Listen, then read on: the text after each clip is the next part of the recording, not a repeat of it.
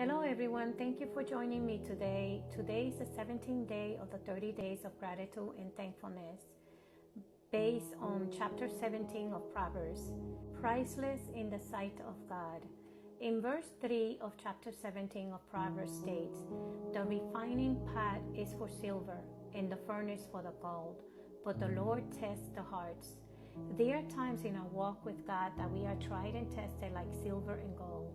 It's two different refining process. One is used for silver and another for gold, but both can only be completed once you see your reflection in them. As believers, the process enables us to be purified, sanctified, and continuously redeemed from our failures, past, and things in our character that hinder our walk with God. The heat and the stress is to make you stronger through an exact process specifically designed for your growth. God is not finished with you yet. He may have you in the silver pot, and then when you gain the duress, color, and substance, be placed in the furnace like gold.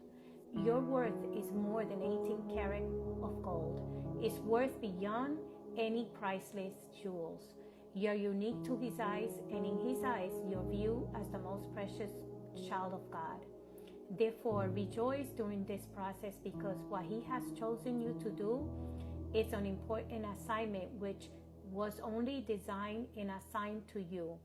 Glory to His name, for He speaks life into your life if only you believe. Fairness and justice.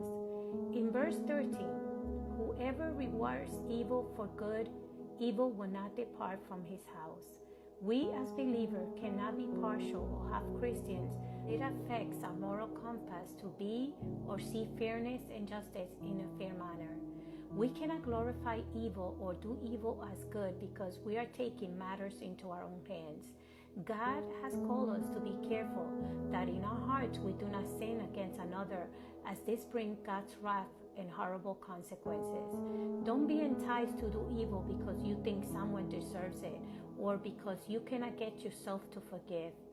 1 Peter 3:9, "Do not repay evil for evil, reviling for reviling, but on the contrary, bless, for this you were called, that you may obtain blessing." This is contrary to the first verse, which brings a curse by doing evil. And if you allow God to do the justice and not take matters into your hands, He will bless you. Today, what hurt or vengeance are you holding on to? What is eating at your heart that you have refused to soul search and remove? God is telling you today that He is the healer of hearts. He alone can remove the thorn in your heart that pains you. He can restore goodness and bring forgiveness to your heart. It is not easy to truly become vulnerable and allow that which is sickening your heart to be exposed. God is saying it has to hurt to be able to remove it from the roots upward.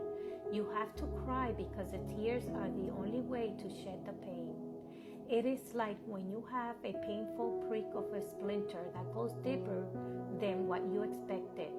To remove it, you will need to do a process of disinfecting. Using a tweezer, boil a needle to remove it safely. And if it's burrowed deep, you will need a doctor to remove it. Well, the doctor is Jesus Christ, as He can safely remove it without injury. What happens if it's not removed? Well, it gets infected, which means that it will spread and possibly cause major injury to the area, and sometimes if it gets worse, lose a limb due to a septic infection.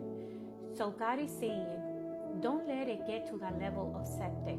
Septic happens through visible wounds, but the poison enters the bloodstream, causing heart problems, impaired focus, and many other symptoms, making it harder to treat and eradicate the infection.